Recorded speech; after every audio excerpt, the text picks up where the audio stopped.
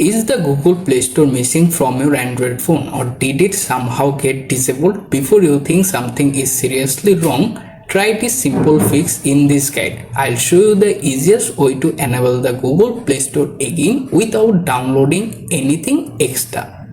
So let's get started. First thing first, unlock your phone, go to the app door. You can find the settings app there, tap to open it. After opening the settings menu, scroll down to the bottom, look for the apps, application or similar, tap to open it. Wait to appear the all of apps there. After that, find the Yours App section, tap on the 3 lines menu icon.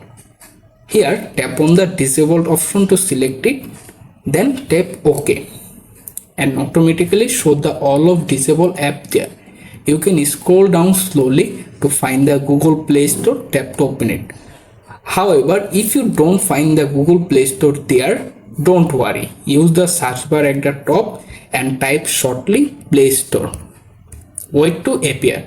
After find Google Play Store, tap to open the menu.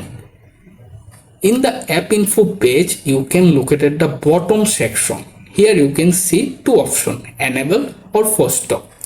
If you think to back the Google Play Store on your home screen or app door, simply tap on the enable button and boom, automatically appear the app in your app door. To check it work, simply return to your home page, swipe it to open the app store, scroll right or left or use the search bar to find Play Store. Once you found them, long press it. After that, tap on add to home and automatically add the Play Store on your home page. If you download any app, simply open the Play Store, find any app if you want to install, tap on it to open it, then hit the install button. And that's it. You can easily enable the Play Store back to your home screen or app store on your phone. Thanks for watching.